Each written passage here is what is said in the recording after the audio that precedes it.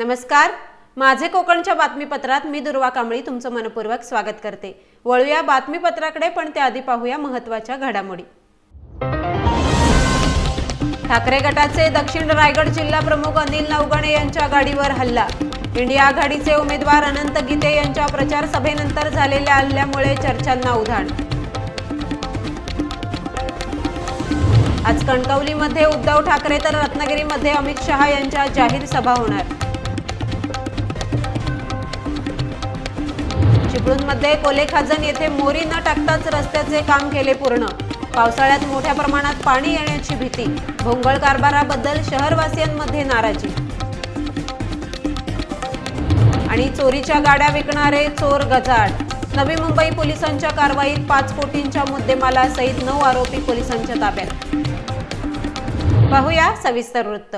रायगडमध्ये शिवसेना ठाकरे गटाचे जिल्हा प्रमुख अनिल नवगणे यांच्या गाडीवर काल रात्री 11च्या सुमारास अज्ञात हल्लेखोरांनी दगडफेक करत हल्ला केलाय।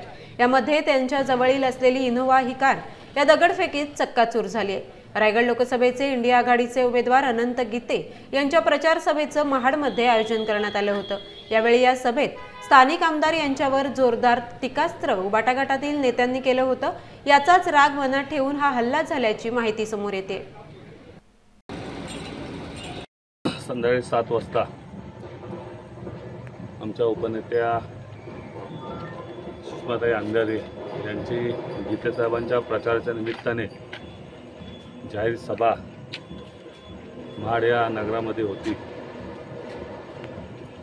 सभा संपली त्यानंतर एका लग्नाला आमचे सहकारी उपतालुका प्रमुख यांच्या मुलीचं लग्न होतं। त्या लग्नाला भेट देऊन मी हायवेने येत होतो।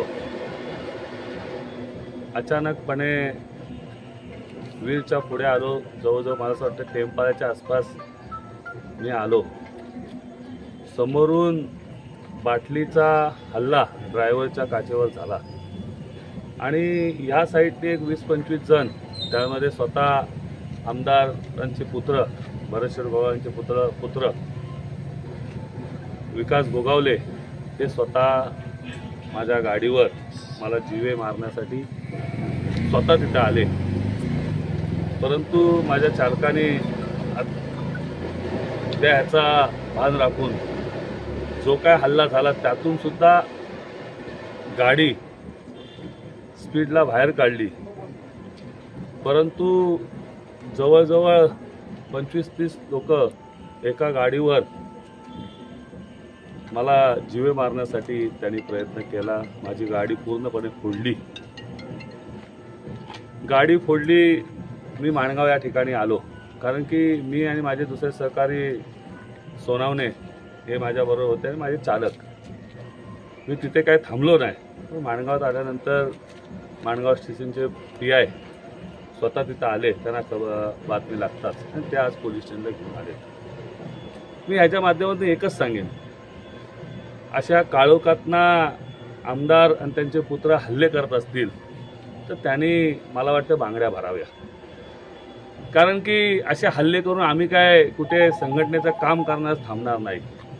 मी या दक्षिण रायगडचा जिल्हा प्रमुख म्हणून माझे काय विचार प्रकटपणे मी घडलेल्या घटनेवर बोलत असतो आणि त्याचा राग धरून आजही महाडमध्ये मी भाषण केलं। 4 दिवसापूर्वी पण मी भाषण केलं। ते मनामध्ये राग धरून असे जर भ्याड हल्ले तुम्ही करत असाल तर आपण आमदार आणि त्यांचे पुत्र यांनी बांगड्या भरूनच घरात बसावं, कारण की हे हल्ले करतो कोण? क्राईम डोक्यामध्ये कायमस्वरूपी एक विचार, ह्याला मारू त्याला मारू, कारण की त्यांनी पूर्वी कधी म्हणतात 2 आमदारांनी हत्या केल्या होते, त्याच्यामुळे त्यांना हे सत्तेत असल्यामुळे थोडासा मात चढलाय। परंतु असे हल्ले जरी 100 केले तरी आम्ही काय घाबरणार नाही। आम्ही आमचं काम कायमस्वरूपी करत राहणार आहे, संघटनेसाठी कायमस्वरूपी काम करणार आणि वस्तुस्थिती आहे ती कायमस्वरूपी मांडणार। आज त्यांना वाटत असेल की आम्ही हल्ला केला म्हणजे अनिल नवगणे घाबरला, अनिल नवगणे कधीच घाबरणार नाही, कारण की बाळासाहेबांचे विचार उद्धव साहेबांचे विचार घेऊन आम्ही बाहेर फिरतोय आणि त्यांना समोर पराजय दिसतोय आणि त्या पराजयाच्या नैराश्यातूनच खऱ्या अर्थाने माझ्यावर हल्ला केला.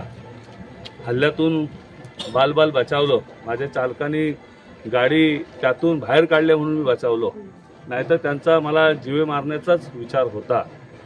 आणि असे हल्ले करून त्यांना काय वाटत असेल की अनिल नवगणेला हे केलं, अनिल नवगणे थांबेल, अनिल नवगणे घाबरेल. पण अनेक अशा सभा महाड नाही, तुमच्या बिरवाडी नाही, तुमच्या घरासमोर येऊन सभा घेईन. मी कुठेही घाबरणार नाही आणि कधीही तुम्ही गाड्या फोडा, काय जीवे मारा, पण शेवटी शासन आहे, शासन हे सोडणार नाही. आम्ही आमची फिर्याद विकास गोगावले आणि त्यांचे जवळजवळ 25 ते 30 लोकांच्या विरोधात आज फिर्याद देतोय. कारण की मी स्वतः त्या काचेतून विकास गोगावलेंना बघितलं आणि त्यांचे जे काही सहकारी होते ते गाडीवर फॉर्च्युनर गाडी त्यांची जी आहे ती फॉर्च्युनर गाडी घेऊन ते तिथं आडवी लावून गाडी बसले होते. शिवसेना पक्षप्रमुख उद्धव ठाकरे यांची आज कणकवली येथे प्रचार सभा होणार आहे. केंद्रीय मंत्री नारायण राणे यांच्या कणकवलीतील होम पिचवर ही सभा होत असून राणेंच्या घरापासून हाकेच्या अंतरावर ही सभा आहे. ज्या ठिकाणी आज उद्धव ठाकरे यांची सभा होते त्याच ठिकाणी उद्या राज ठाकरे यांची सुद्धा सभा होणार असल्याने आजच्या सभेत उद्धव ठाकरे नेमकं कोणाला टार्गेट करतायत हे पाहणं महत्त्वाचं ठरणार आहे. सिंधुदुर्ग रत्नागिरी लोकसभा मतदारसंघात नारायण राणे विरुद्ध विनायक राऊत असा लक्षवेधी सामना होतोय, त्यामुळे आजच्या सभेला महत्त्व प्राप्त झाले.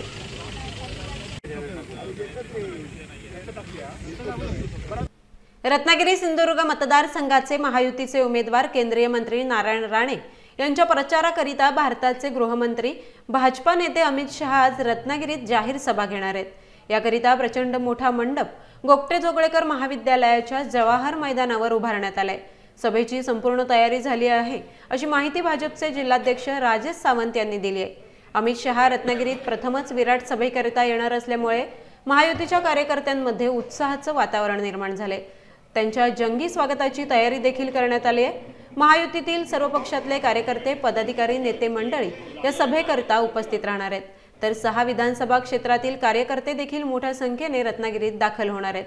तर या सभेसाठी उभारण्यात आलेल्या सभामंडपाची जिल्हाध्यक्ष राजेश सावंत, सचिन वहाळकर, उमेश कुलकर्णी, सचिन करमरकर, मंदार खंडकर आदींनी भेट देऊन पाहणी केली आहे. सभेसाठी 32 फूट बाय 54 फुटांचं भव्य व्यासपीठ उभारण्यात आले. तब्बल 20,000 खुर्च्यांची व्यवस्था करण्यात आली आहे. तसेच सर्वत्र पोलीस बंदोबस्त देखील तैनात करण्यात आलाय. सगळे मंडप, त्याच्यानंतर त्यांची सुरक्षा संदर्भातले सगळे विषय आणि मोठ्या संख्येनं कार्यकर्त्यांना स्वतःच वाटतंय की आपण या सभेला यावं. त्याच्याकरता रत्नागिरी सिंधुदुर्गमधील कार्यकर्ते असतील किंवा जनता असतील, त्या जनतेला असं वाटतंय की आपण प्रत्यक्षात जाऊन जे विचार टीव्हीवर आजपर्यंत पाहत होतो ते प्रत्यक्ष जाऊन पाहिले, ऐकले, अनुभवले, तर खऱ्या अर्थानं ज्यांनी चांगलं काम केलंय त्यांचं प्रत्यक्षात कौतुक करता येईल. म्हणून नुसते कार्यकर्ते तर येणार नाही, परंतु रत्नागिरी शहर असतील, ग्रामीण भागातील लोक असतील, ते स्वतःहून आमच्याकडे काही विचारणा करतात की बाबा आम्हाला तिथे जागा बसायला मिळेल काय. म्हणून अशा मंडळींना सुद्धा, ज्या काही वयस्कर मंडळी असतील किंवा काय असतील, त्यांना स्पेशली आम्ही एक खुर्च्या लावतो जेणेकरून त्यांना त्रास कमी होईल, याच्या दृष्टीने त्यांची पण काळजी घेतली जाईल. अमित शहा रत्नागिरीच्या गोगटे जोगळेकर मैदानावर सगळ्यांना संबोधित करणार आहेत. तर आमची सर्व जनतेला विनंती आहे की आपण अशा कणखर नेतृत्वानं, या नेतृत्वानं 370 किलो हटवलं आणि एक प्रधान एक निशाण करून दाखवलं सत्यात. त्यांचे भाषण ऐकण्याकरता किंवा त्यांचं मनोगत ऐकण्याकरता आपण सर्व जनतेनं उपस्थित राहावं असे मी भारतीय जनता पार्टी व युतीतर्फे आवाहन करतो. लांजा येथे झालेल्या प्रचार सभेत विनायक राऊत यांनी माझ्या कारकिर्दीत एकही राजकीय हत्या झाली नाही याबाबत समाधान व्यक्त केलं होतं. त्यावर नारायण राणे यांनी विनायक राऊतांना उत्तर दिलंय. तर यावेळी मी विकास कामांचं बोलतोय, हत्या विचारलेल्या नाहीत असं देखील राणे म्हणालेत. खासदार म्हणतोय की राणे साहेब प्रत्येक मीटिंग मध्ये बोलतात मी काय केलं नाही 10 वर्षात. अहो केलं नाही काय म्हणतात, 10 वर्षात कोणाची एकही हत्या झाली नाही, हे काय काम नाही का? कशाचा विषय? विकास कामाबद्दल बोलतोय. रस्ते, पाणी, वीज, शाळा, आरोग्य, नोकऱ्या वगैरे याच्यावर केलं नाही, हत्या विचारलं नाही. मला जयंत जाधवची हत्या केली, मन नाही का भरलं? रमेश मोरेची हत्या झाली, पोट नाही भरलं. किती सैनिकाची हत्या कोणी केली सांगू काय?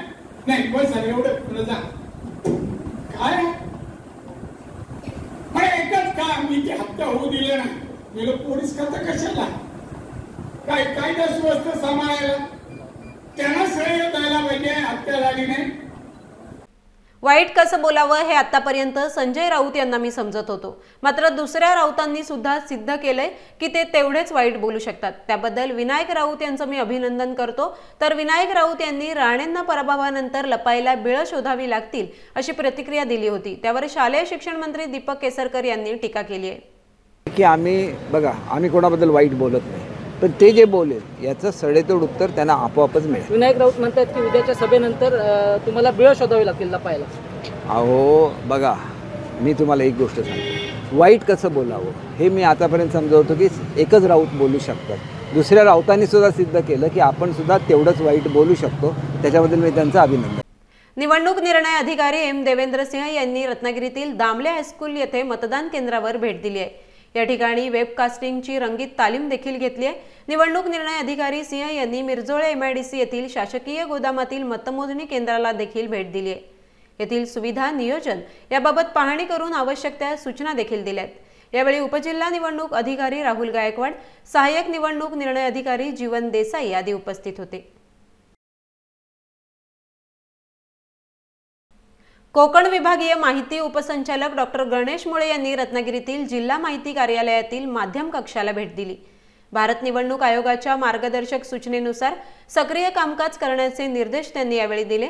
यावेळी विभागीय माहिती कार्यालयातील माहिती सहाय्यक प्रवीण डोंगरदिवे, लेखापाल गंगाराम बांगारा, वरिष्ठ लिपिक योगेश मोडसिंग, लिपिक संदीप गोवळकर उपस्थित होते. माध्यम कक्षाचे नोडल अधिकारी तथा जिल्हा माहिती अधिकारी प्रशांत सातपुते यांनी माध्यम कक्षाच्या कामकाजाची सविस्तर माहिती यावेळी दिली. त्याचबरोबर निवडणूक कामकाज विषयक बातम्यांना योग्य प्रसिद्धी माध्यमांद्वारे प्रसिद्धी देण्याबाबतही कामकाज करावे. समाज माध्यमांवर देखील त्याबाबतची छायाचित्रे, चित्रीकरण यांना प्रसिद्धी मिळेल याविषयी सक्रिय राहावे अशा सूचना यावेळी मुळे यांनी दिल्यात. 32 रायगड लोकसभा निवडणुकीचे इंडिया आघाडीचे उमेदवार अनंत गीते यांच्या प्रचाराची जाहीर सभा रायगड जिल्ह्यात काल पार पडली. महाड छत्रपती शिवाजी महाराज चौक येथे अनंत गीतेंच्या प्रचारासाठी आयोजित केलेल्या सभेत बोलताना शिवसेना उपनेत्या सुषमा अंधारे यांनी पंतप्रधान नरेंद्र मोदी, सुनील तटकरे यांचा खरपूस समाचार घेत भरत गोगावले यांच्यावर देखील निशाणा साधलाय. महाड येथे झालेल्या इंडिया आघाडीच्या प्रचार दौऱ्याला जोरदार प्रतिसाद मिळाला. तर यावेळी शिवसेना उपनेत्या सुषमा अंधारे आणि सामाजिक कार्यकर्ते सुभान अली शेख यांनी जोरदार फटकेबाजी ऐकण्यासाठी महाडकर मोठ्या संख्येने उपस्थित होते. 9 असे जिल्हे सांगावे तटकरे साहेब की जिथे 100% शौचालय झालेली आहेत, ज्या जिल्ह्यांमध्ये 100% शौचालय झालेली आहेत. 9 राज्य अशी सांगा, 9 राज्य. इलेक्शन लोकसभेचं आहे की नाही? जसं स्नेहलताई म्हटलं की इलेक्शन नगरपालिकेचं नाही, इलेक्शन लोकसभेचं आहे, त्यामुळे आम्ही राष्ट्रीय पातळीवर बोलतोय. 9 अशी राज्य सांगा की ज्या राज्यांमध्ये सलग हा शब्द फार महत्वाचा आहे, सलग 100 किलोमीटरचा रस्ता तयार झालेला आहे. अशी 9 राज्य, एक नाही 9 राज्य सांगा की जिथे 100 किलोमीटर सलग रस्ता तयार झालेला आहे. 9 अशा बँका सांगाव्या, 9 बँका ज्या बँकांमध्ये जनधन खातं आहे आणि त्या खात्यामध्ये 15 लाख रुपये प्रत्येकाचे पडलेले आहेत. 9च सांगा आम्हाला, जास्त पण काही नाही. 9 शाखा विचारतोय की ज्या शाखांमधून जनधन खात्यांवरती मोदींनी सांगितलेले 15 लाख रुपये प्रत्येकाच्या खात्यावर पडलेले आहेत. महाडमध्ये झालेल्या अनंत गीतेंच्या प्रचार सभेमध्ये सुषमा अंधारे यांनी महाडचे आमदार भरत गोगावले व त्यांचे पुत्र विकास गोगावले यांच्यावर सडकून टीका केली. यावेळी सुषमा अंधारे यांनी नारायण राणेंचा देखील उल्लेख करत गोगावले आणि राणे पैसे गोळा करण्याच्या नादात आपल्या मुलांवर संस्कार करायला विसरले अशी खरमरीत टीका त्यांनी केली. भाऊ म्हटलं की भाऊ इजेलव आपला भाऊ आहे, काही विषयच नाही. हा गोगावले भरत दादा इजेलव काही विषय नाही. तर आता आपला भाऊ आहे, आता आपल्या भावाने समजा प्रचारात म्हटलं की आम्हाला शिंदे साहेबांना खूप पुढे न्यायचंय, वी कॅन अंडरस्टँड, आपण समजू शकतो की शिंदे साहेबांना पुढे न्यायचं आहे. समजा सुनील तटकरे म्हणाले आम्हाला दादांना फार पुढे न्यायचंय, वी कॅन अंडरस्टँड, आपण समजू शकतो. अरे पण मोदींना पंतप्रधान करायचे म्हणजे काय? दुसऱ्याच्या लग्नात बुंदी कशा पायी वाटताय तुम्हाला? का नाही म्हणले आम्हाला मोदींना पंतप्रधान करायचंय? अरे हो करायचंय, पण का? म्हणजे का बाबा? म्हणजे कशा पायी? म्हणजे काय म्हणून? म्हणजे काय कारण आहे? म्हणजे कशा पायी जीवाला त्रास करून घेताय? कशा पायी? काहीतरी कारण असेल ना की मोदींना का पंतप्रधान करायचंय? तर ते म्हणतात असं कसं, आम्हाला विकास करायचा आहे. कसला विकास करायचा आहे? कसला म्हणजे काय विकास? काय आता आपला भाचा विकास ह्याला बाजूला ठेवा, म्हणजे त्याचं नाव हे एक दोन विरोधार्थी नाव ठेवलेलं आहे. म्हणजे विकासाचा त्याचा काहीच संबंध नाही असं त्याचं नाव आहे, तर सोडून द्या, त्याच्यावर आपल्याला बोलायचं नाही. मग अशी आमचे स्नेहल दिदी फार बोलल्या त्याच्यावरती काय, पण मला काय म्हणायचंय ना स्नेहलताई, आता समजा विकास काही बोलला असेल, आपला भाचा आहे असू द्या, भाचा आहे आपला, आता त्याला काही कळत नाही बिचाऱ्याला, बोललं ते किती साहेबांबद्दल बोललं. अडचण काय माहितीये का? आमचे तिकडचे नारायण भाऊ असतील किंवा इकडचे भरत भाऊ असतील, हे एवढे पैसा गोळा करण्यामध्ये लागले की लेकरांवर संस्कारच करायला विसरून गेले. दोडामार्ग हा भाजपचा बालेकिल्ला. या ठिकाणी नारायण राणे यांना उमेदवारी मिळाल्यानंतर हा बालेकिल्ला अधिक मजबूत झालाय. त्यामुळे दोडामार्ग मधून मोठे मताधिक्य निश्चितच राणेंना मिळणार आहे. मात्र कोणी हवेत न राहता प्रत्येक मतदारापर्यंत पोहोचून झोकून काम करावे असे आवाहन युवा उद्योजक विशाल परब यांनी दोडामार्ग येथे कार्यकर्त्यांना केले. विरोधकांचं प्रचाराची फेरी पण होत नाही, विरोधकांकडनं पॅम्पलेट्स वाटले जात नाहीत, परंतु भारतीय जनता पक्षाचा प्रत्येक कार्यकर्ता हा पेटून उठलेला आहे. कारण हा जर चान्स गेला तर पुढची आमची 40 वर्षाची पिढी बर्बाद होईल. त्यामुळे भारतीय जनता पक्षाचा उमेदवार या ठिकाणी निवडून येणं गरजेचं आहे. मला असं सांगावंसं वाटतंय की आपली या तरुण मंडळी आहे, या तरुण मंडळीने पुढील 2-3 दिवसात सुद्धा झोपून काम करावं. आपण थोडंसं हवेमध्ये न राहिलेलं बरं. आपण म्हणतोय सगळं बरं आहे, परंतु उमेदवारासाठी एक मतदार अतिशय महत्वाचा आहे. प्रत्येकाने आपल्या गावातील प्रत्येक मत जर बाहेर काढलं तर एक ठेंबे तळे साचे. राणे साहेबांचं 2.5 लाखाचं मताधिक्य आहे. दोडामार्ग मध्ये चांगलं वातावरण आहे. आपल्या सगळ्यांच्या सहकार्याने नक्कीच सीट येणार आहे. आम्ही 4 जूनची जी काय आज होणारी ताकद आहे ती मला वाटतं इलेक्शनचा फॉर्म भरला तिथेच आमचा विजय महोत्सव आम्ही साजरा केला असं आम्ही जाहीर केलं. लोकसभा निवडणुकीचे महायुतीचे उमेदवार केंद्रीय मंत्री नारायण राणे यांच्या प्रचारार्थ सावंतवाडी शहरात भव्य रॅली काढण्यात आली. केंद्रीय मंत्री नारायण राणे यांच्या तसेच नीलम राणे यांच्या हस्ते तर शालेय शिक्षण मंत्री दीपक केसरकर, भाजपचे प्रदेश सरचिटणीस माजी खासदार निलेश राणे यांच्या प्रमुख उपस्थितीत या रॅलीचा श्रीफळ वाढून शुभारंभ करण्यात आला. महायुतीच्या प्रचार कार्यालयापासून सुरू करण्यात आलेली ही रॅली संपूर्ण सावंतवाडी शहरात काढण्यात आली. या महारॅलीत शेकडो पदाधिकारी, कार्यकर्ते, महिला व नागरिक मोठ्या संख्येने उपस्थित होते. नारायण राणे यांच्या विजयाचा संकल्प यावेळी करण्यात आला. यावेळी महिलांची उपस्थिती लक्षणीय होती. या रॅलीत शालेय शिक्षण मंत्री दीपक केसरकर, माजी खासदार निलेश राणे यांच्यासह सावंतवाडीचे युवराज लखमराजे भोसले, विधानसभा प्रमुख राजन तेली, युवा नेते विशाल परब आदींसह अनेक कार्यकर्ते उपस्थित होते.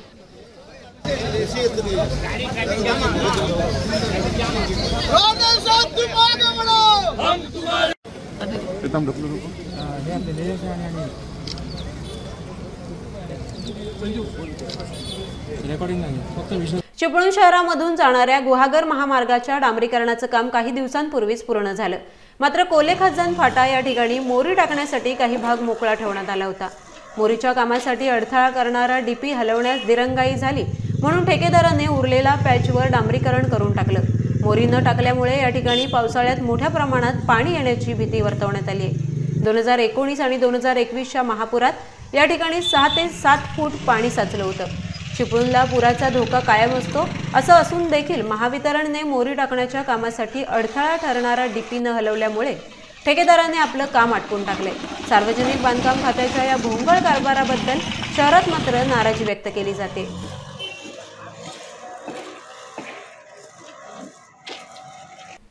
महाराष्ट्रासह नागालँड, अरुणाचल प्रदेश, दिल्ली इतर राज्यातील गाड्या चोरून त्यांचे खोटे कागदपत्र तयार करून विक्री करणारी टोळी नवी मुंबई पोलिसांनी जेरबंद केली आहे। यात एकूण 9 आरोपींना ताब्यात घेतलं असून त्यांच्याकडून तब्बल 29 ट्रक म्हणजेच 5 कोटींच्या वर मुद्देमाल हस्तगत केलाय।